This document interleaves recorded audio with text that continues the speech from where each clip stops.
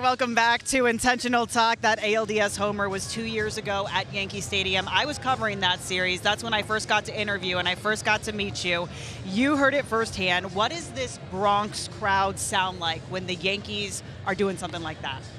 Yeah, it's great to see you guys again, obviously. No, listen, they love action. They love when their team, puts up runs, and there's really nothing like it. Ever since I was a child coming here to full circle, getting an opportunity to play here, the energy's been the same. It's been unmatched, so it was great. Yeah, dude, what a cool thing, just getting to know you a little bit, just being from New York and then coming to the Yankees and then playing in the playoffs and having that moment. Like, what do you remember about that and just like kind of going through all that? Yeah, listen, I just remember just staying locked in, just trying to just put the ball in play. Obviously, there's a lot of noise. There's a lot of factors involved that just take away from just simply going out there and playing baseball. Did you ever go back in your head at any point and remember being a kid and being like, I'm gonna hit a home run for the Yankees? Yeah, listen, I'm sure I said it to all my friends at some point, and going to Horace Mann for 13 years, everyone says okay, yeah, but no, listen, I remember like the famous Jeter diving into the stands in the old stadium. Just a lot of really positive, powerful moments, and listen, the full circle getting to play has been it was a great experience. You play the Dodgers in the NLCS this season. I got to cover that series with you as well. You were out there in your pink crop top. I love the pink crop top, by the way. You know the Yankees roster very well. Are you shocked that this is 3-0? I mentioned full circle. I have also been to Mets games, and being a Met was a fantastic experience as well. And getting to kind of be a part of that group and attack the Dodgers teams that we see now, obviously attacking the Yankees. Listen, this time of year, it comes down to doing the really small things very, very well. And I just think that the Dodgers have done that. And I've said this before, and I'll keep saying it. When you're deciding these games where there are so many really good players and everything, you're really splitting hairs, and that might come in the form of one pitch on defense, one play on defense, or one swing on offense. So, obviously so far it's gone the Dodgers' way, and it certainly went their way, obviously, against us this year. I feel like this helmet is doing you a disservice right now because we can't fully appreciate the pinky rings. No, show them the stackable. Right there, I like that. It looks good. Yeah. Can we get some of those after the show? That'll get you in any restaurant you want to get in. Right there. Yeah. That's right. You mentioned the Mets this year. What a run that was, and how much fun that was, and being around that environment. Like, those are the moments we cherish, right? Like, because when we get done playing, they just keep playing more games. I always say that. They don't stop the game because I stopped playing or Kevin retired or you're going to retire one day down the road.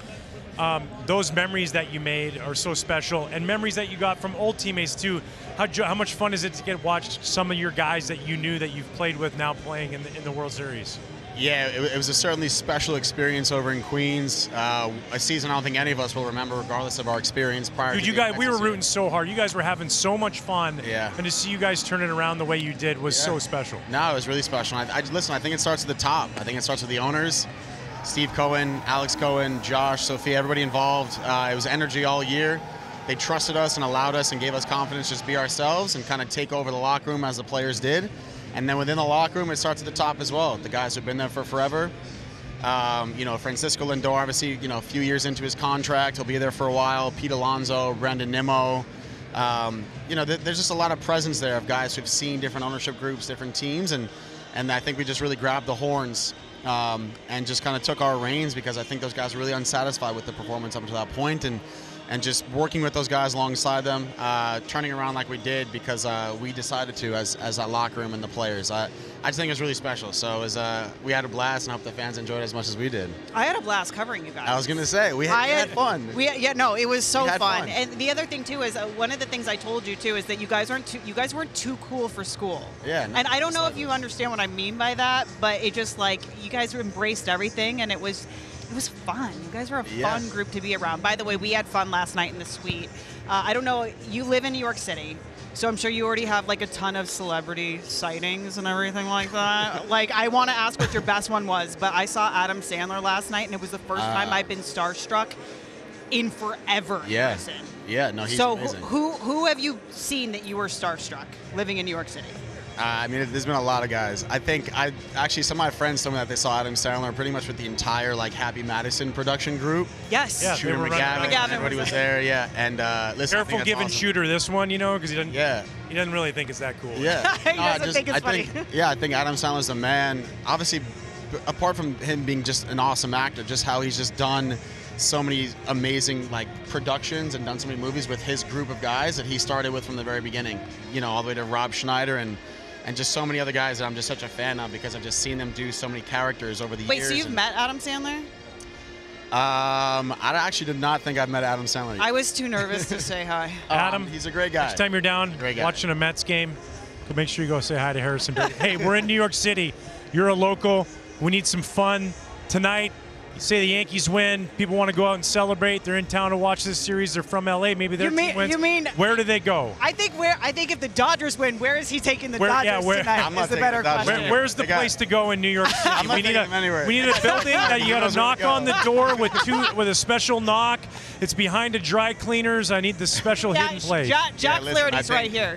We don't want to be. He's locked in. He's locked in. We don't want to get involved. I think. What's up, Eddie?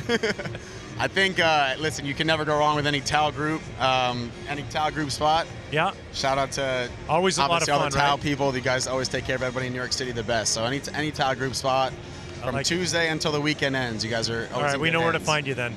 No, it actually does turn up there on a weekday. It certainly does. I mean, honestly, every single I wouldn't know. That's just what I've heard. That's just what you heard. Yeah, I don't know. I don't really know. Friends who have told you. Yeah, I heard it secondhand, I swear. Harrison, it's time for Secret Santos. This is the part of the show where you tell us a secret about yourself that nobody knows. So you secret about you. Secret about me that nobody knows. Let's go with I know how to throw clay on a wheel. Let's go with that one. Wait. Hold on a second. Wait, are we? You know how to do pottery? Of course, yeah. Like Patrick Swayze and Ghost? Don't I look like I showed up covered in clay to all my class at Horace Mann? I mean, come on. Heck yeah. What was your favorite thing to make? Just any type of just like vase or just large bowl. I mean, it's hard to get it to a certain height. You know, you have to kind of understand the clay. Can't make it too like. You know, it can't be like too soaked. It needs to just kind of like be like proper. So it's like too much water, it can collapse. Yeah, knowing how to handle clay, different speeds. You can't go too fast. Yep. So is your pottery displayed throughout your home?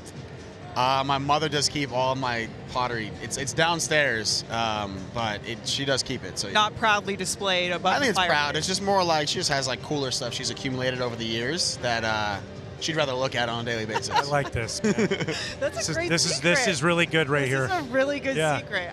Man. That's a good one, yeah. Yeah. I'm happy that came to mind. Top 10. Top 10, Harrison. We're happy you came and joined us. Yeah, me too. Thanks so much for being on. We really appreciate you. You're always great to talk to. Like you guys know, I'm local. You guys are awesome.